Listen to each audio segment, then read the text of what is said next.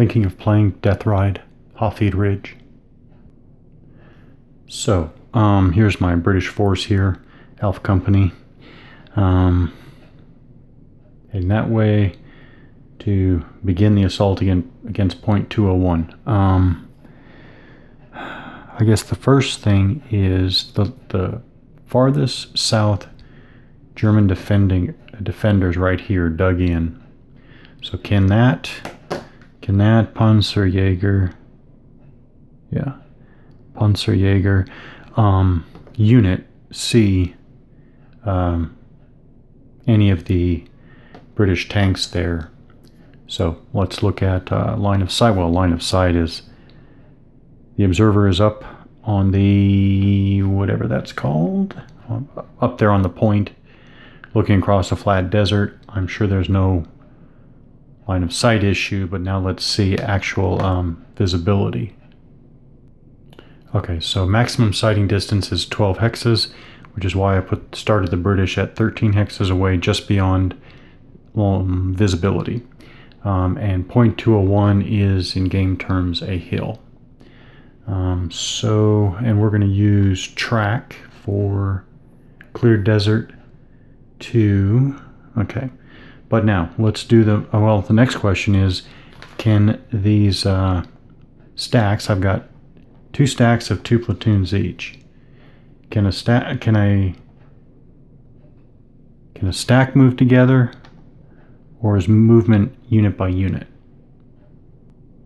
Okay, there are 5 kinds of movements: regular, overrun, overwatch, reserve, and withdrawal. To just advance in the desert here, we're just going to be starting off using regular movement.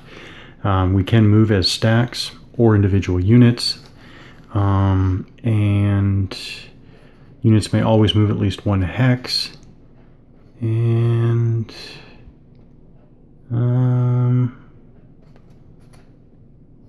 okay, oh yeah, what kind of movers are these? Okay, the unit values real quickly that define the movement and combat capabilities of each unit. On the top you have 3/2-6. That is secondary weapon, I guess firing factor. Next number is the secondary weapon combat factor, primary weapon combat factor, and the 6 is the defense. Down below is the range. Range of the secondary weapon systems 4, range of the primary weapon systems 5, and 20 is the movement allowance. The 20 movement allowance has a yellow dot behind it, telling you that this is a track unit and uses track movement point cost. So if it's 2 per clear desert hex for a track unit, and all these Panzer units have movement allowance of 20, in effect they're going to be moving 10 hexes. What I'm going to do is I'm going to choose to move the first unit by itself, so it's going to go 2. Now that is 12 hexes away from the German unit to the north, so at this point the unit becomes spotted or visible. So now the question to ask is, can the German defender use opportunity fire? And so that's going to be a question of what kind of range does that Panzerjäger platoon have. So this is the Panzerjäger unit that is up there on point 201. He's dug in, and here is the Panzerjäger dismounted unit. So, yep, okay, there we go. Range of the secondary weapon is 2 hexes, and the range of the primary weapon system is 6. So this unit is not firing opportunity fire yet, obviously. Now the range, well, for that matter, the combat factor of the primary weapon system has a blue background. Oh, that just tells you it's the primary weapon. Okay, that's handy. Yeah, and the blue behind the range is the primary weapon range. Okay, Thought there might be more to that. All right, so yeah, we are talking about reaching out 6 hexes. And let's see. Yeah, the Panzers have just a bit more range. But that answers the question. Opportunity fire, they're not going to be not being able to. Actually, you know what? At this point, I should find out if this game has the whole double range idea.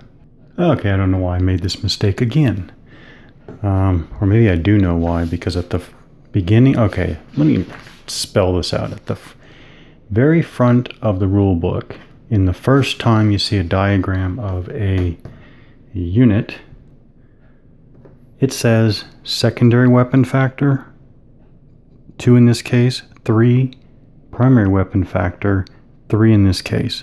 Then it says secondary weapon range, 2 in this case, primary weapon range, 6 in this case.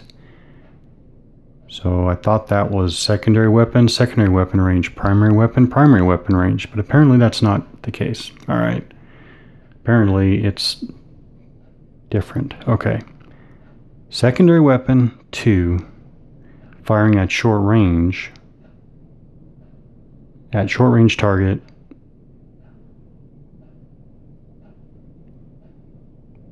which I guess is out 2 hexes. So this unit can fire its secondary weapon out to a range of 2. Primary weapon firing at short range target. So this unit can fire 3 out to range 2 and use this, look for this color coding on the firepower table, which means what? Okay.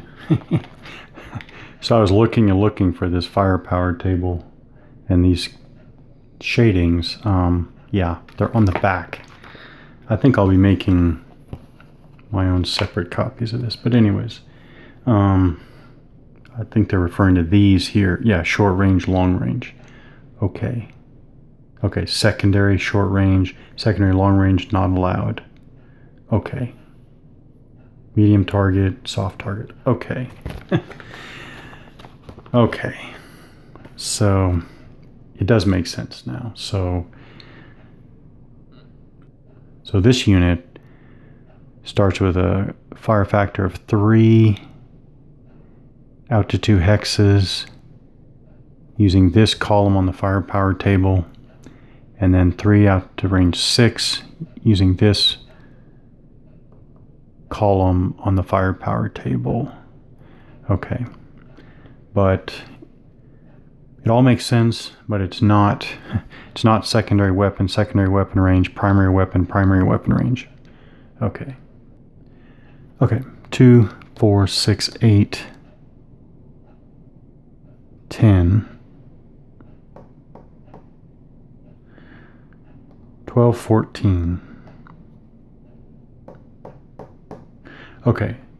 First British platoon moved to here, 6 hexes away from the first Panzerjäger platoon here. So let's try some opportunity fire. Of course, I want to double check that the unit's actually eligible for opportunity fire, but then we'll go through and execute some fire here.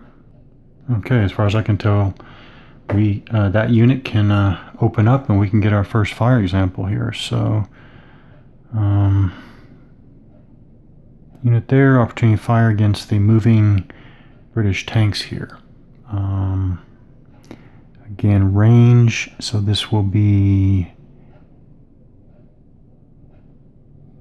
primary weapon at primary weapon range. Okay, that's 6, a range of 6. And then the British tanks have a defense of 6.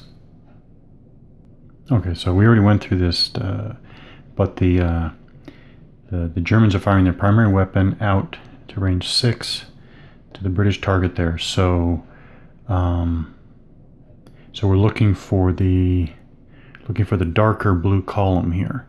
So again, so this is a medium target. We know that because the British tank's defense value of 6 has an orange background corresponding to medium target. Who's firing? German and British Army units with a dash. What they're referring to there is this. Here's an example right here. But here's the example. And here's our case. We have 2/3-6. So the dash or minus symbol is right there. So German or British Army units with that means we're using this row. And so primary weapon at you see they use short range and long range here, even though anyways, it's long range. Primary weapon at long range against a medium target is just ×1. So in other words, the fire factor of 3 is ×1 or 3. Okay. So I think the Germans are firing with 3. Actually, we'll look at all of the modifiers. We'll start with a 3 against a defense of 6. I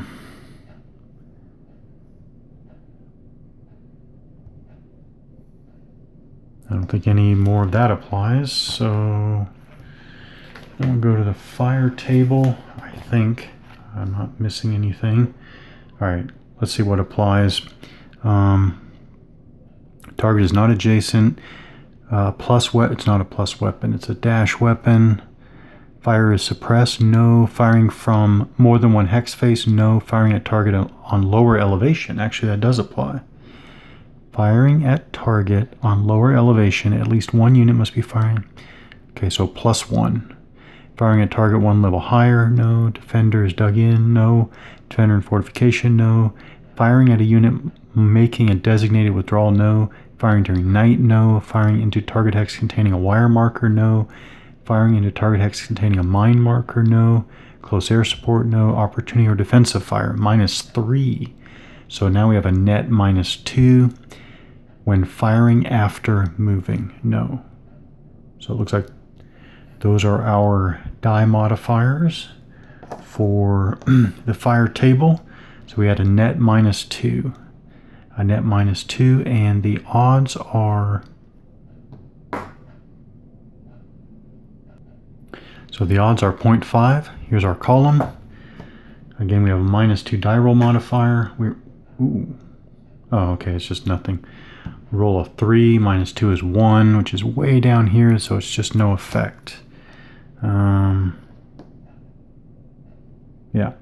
So what did we have to get? We had to get a 10 to have any effect. Okay. So no effect. I assume I mark, or maybe I don't mark the, I wonder if I mark the German unit. I'm not sure about that. And I know that this unit cannot fire at this moving unit in opportunity fire again as of now, but I'm not sure if this unit moves one more, can the Germans fire again?